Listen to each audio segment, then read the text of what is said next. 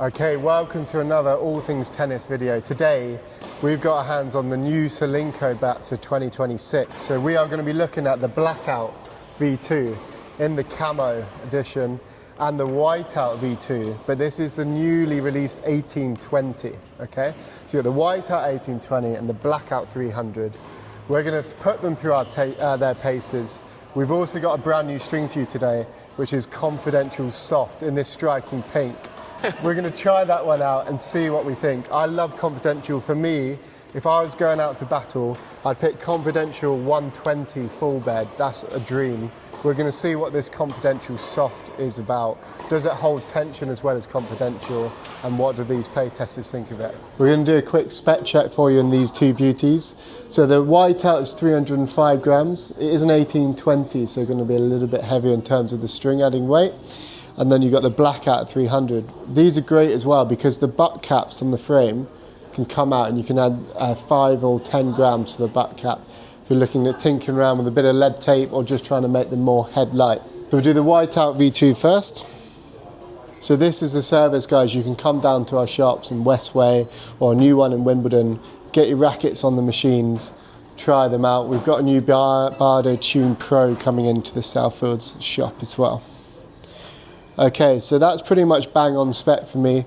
It's 305 unstrung. You're adding the strings at 1820 and an overgrip, so pretty much bang on. It's added 21.7 grams from the stock weight.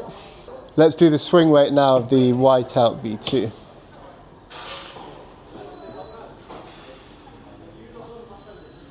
Okay, so 315.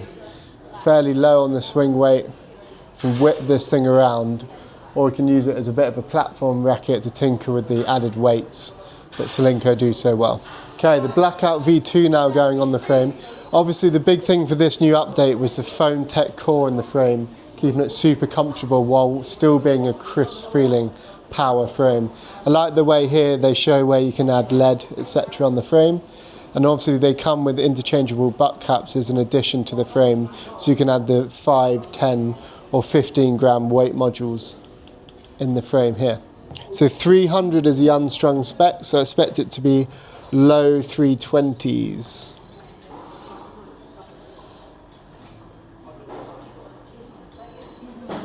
Okay, pretty much spot on what we'd say in terms of specs. So you can have a gram or two either way, but been quite impressed with the quality control there. Cool, and a 310 swing weight.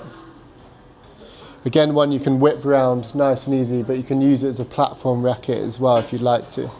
So there you have it, Blackout and Whiteout specs. Pretty good job in terms of the quality control there from Solinco, I'd say. Obviously this is right in your spec range. Yeah. Same as the model you're using currently. What are you looking for from the racket from the baseline? That balance between control, power and spin. I don't really lean on any end of the spectrum. I like a bit of a balance of all three, really. Nice. Okay, so you want the holy grail, basically. Yeah. Ultimate power, ultimate spin, and control. Perfect. Well, let's see if Solinco can deliver.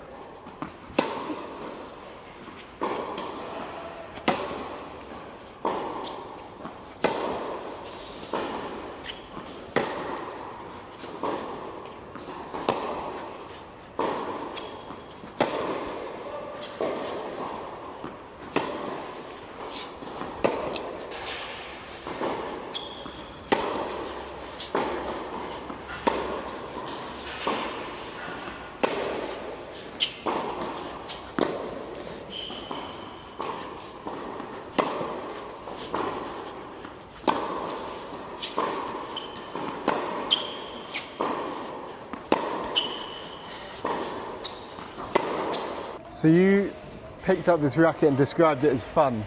How does it translate to while hitting? Firstly, it looks amazing. Super sleek, super fun with the design. In terms of from the back, did it have that sort of pick up and playability? Was it similar to what you're using already? Yeah, for sure. It feels quite similar and it's very playable. Smooth, nice balance of control and power. And in terms of how comfortable it is or how stiff it is, what was the immediate feeling when you hit those first few shots? It's not stiff.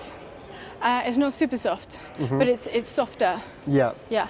So what's interesting with this frame, that what they've tried to do is they've made, obviously, it's powerful. So when rackets are more powerful, you get that stiffening of the frame in terms of the reactive playability of the frame. These have foam inside the frame. So what that does is help dampen those vibrations, etc. So it's interesting you picked up on it. It's not a stiff frame, but it's not like clash level softness where it's super flexible. They've maintained its playability, but with that foam in the frame, it's a good addition, right? Yeah. In terms of it being comfortable. When you're playing tour matches and you're playing twice a day and then you go into the next day, that stress on your arm, your shoulder, etc., that's what it's trying to negate. Yeah. You're a big fan of volleys. Solinco are big on volleys as well. They've got a lot of doubles pros on their books. The Brown brothers also helped design the frame. So let's move you to the net and see how you get on with it. Great.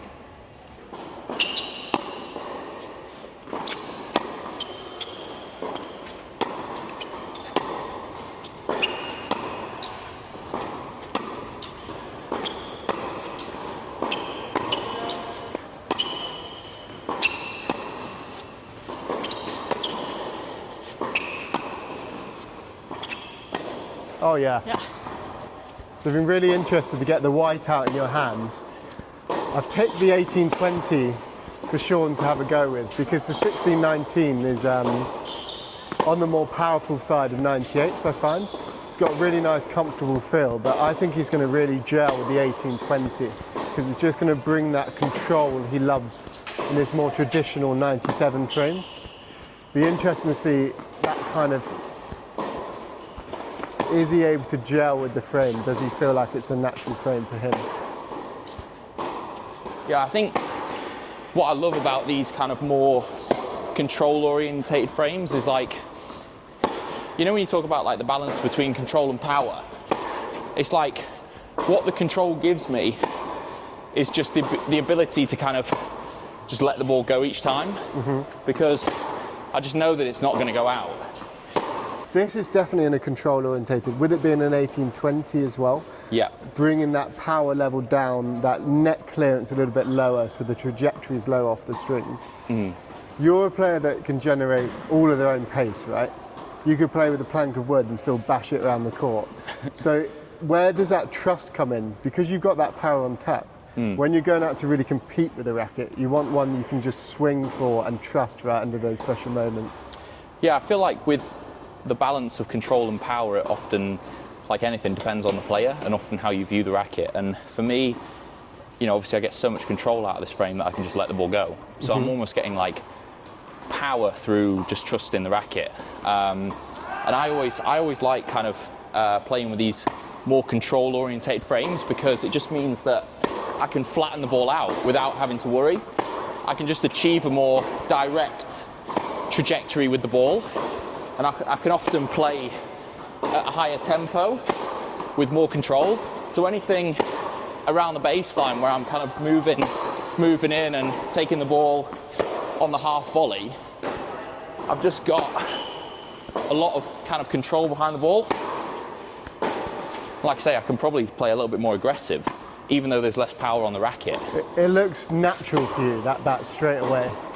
That trajectory over the net, you're playing with low margin, but you just look so grooved with it. Yeah, I mean, I think that they're often overlooked as well, control rackets, because everyone these days wants power, they want spin. But I've always been a big believer that control rackets actually improve your technique as well. They're almost like a bit of an investment. Yeah, and then one area where they're often overlooked is the backhand. I mean, players these days are hitting their backhand pretty flat. I think control rackets really help you out on that side, because often you're dealing with the ball kind of like up here. You can't kind of get the wrist around it as much to, you know, give the spin. So you need something else to give you the control.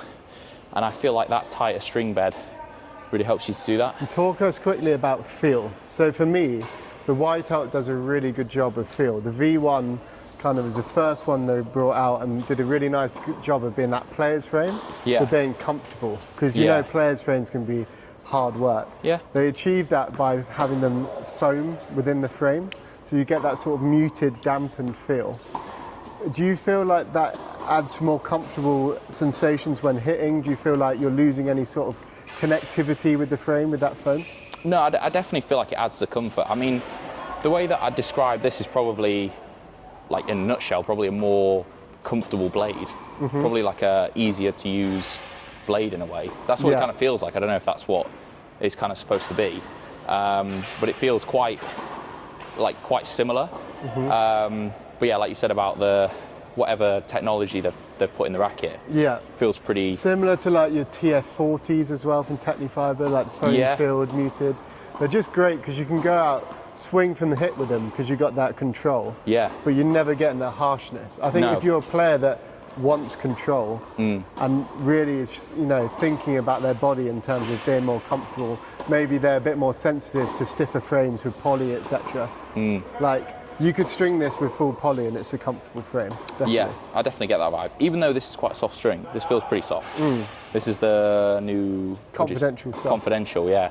I think this actually works really well in this frame. I think if you get in the 1619, the normal Confidential probably work just as well. But I think in the 1820, this really complements the racket really well. It's just a little bit softer.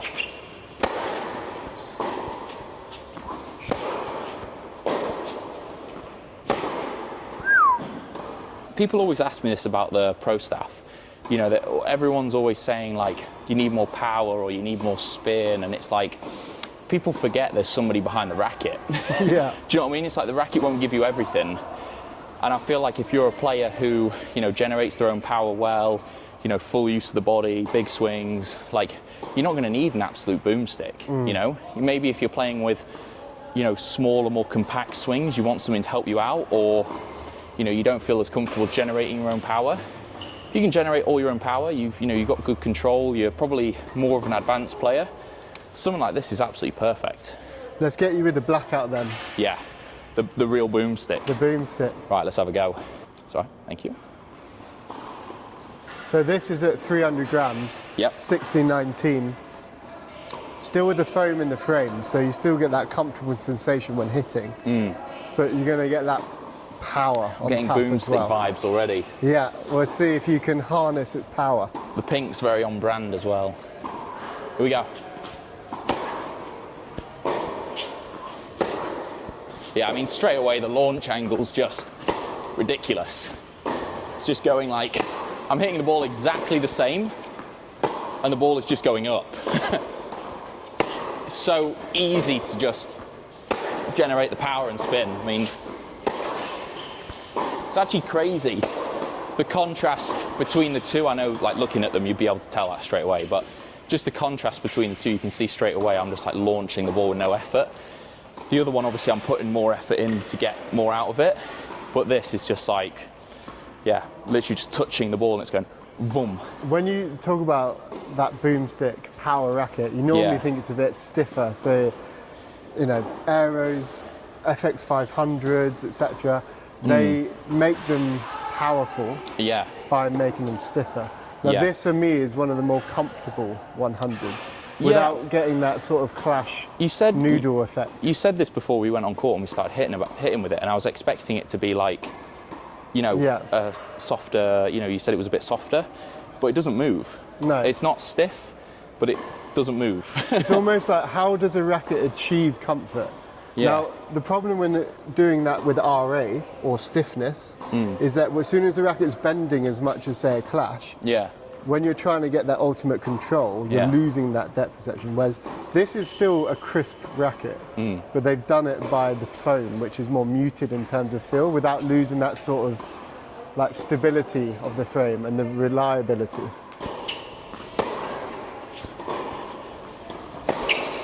Oh, unreal. That's that power. I mean, talk us through what's interesting with that. You're talking about the shape on the ball. What's great is Solinco have got two rackets in the lineup, two silos, right? Okay. So you've got the Blackout, which is power. It's more forgiving because it's 100 square inch. You've got the thicker beam. It's a modern day sort of spin power machine, right? And then you've got the Whiteout, which is more traditional, more your sort of bag in terms of closer to a blade or a Pro Staff. And that's great because it's easy to understand. You haven't got 8 different silos and they're, compasses and different things. Infinitely different and all This sorts isn't of stuff. your racket because you're not going to go out there at a super high level and try and control it. What's interesting though, when we've given it to players before, is say a Ryan Story who loved it at the net, and he's probably someone that wants that a bit more power on the frame, where you're easily, if you're going to go and play a match, you're taking the Whiteout for a spin, right? For sure, yeah. Let's see how it fares for you at the net. It's interesting though, because there are a few players that play with real like control and handsy sort of feel. Like Willis uses this, doesn't he? Marcus Willis? Yeah. He uses this racket. So it's weird, like some of the players that pick it up, if you've got the control to play with it, like I say, I probably haven't. The Whiteout's probably for me. Hey.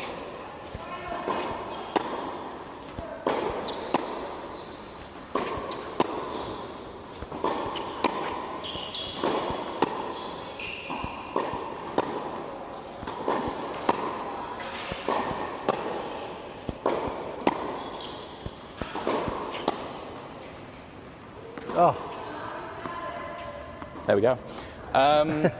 Yeah, I mean, with this, you've got to remember at the net, you don't have to do much at all. That's the thing. If you're coming in and swinging for volleys, it's just not going to work. It's a very kind of like simple volley with this because it gives you so much power. All I'm doing is literally just sticking the racket You're out. more just leaving the racket there. And just letting it bounce off. Yeah. I'm not touching it with with any power at all. So. Yeah, it really relies on your like hands and feel a little bit. Yeah. But like I say, if you keep it simple at the net, it rewards you a lot. Yeah. Like from the baseline, you can really rev the ball and and do a lot with it. But at the net, it's very like short, compact. Just let the racket do the work. Solinco Confidential Soft. Obviously, first impressions, you're noticing the colour. Yeah. You can't get away from that. It's going to be some people's dream and some people's nightmare. I mean, I think it suits you, sir. You've got to be bloody good to use it. That's the thing. If you're rocking up with a pink string, you got to win. So I guess it's a positive. I genuinely think Confidential for me is one of the best strings out there, and the reason that is it holds tension better than any other poly in my view. Yeah. And there's actually, when you look at like Stringpedia or you look at some of the stats, there's the figures to back that up. I mean, polyester players are, we're different breeds. You're breaking a string every, 5 minutes?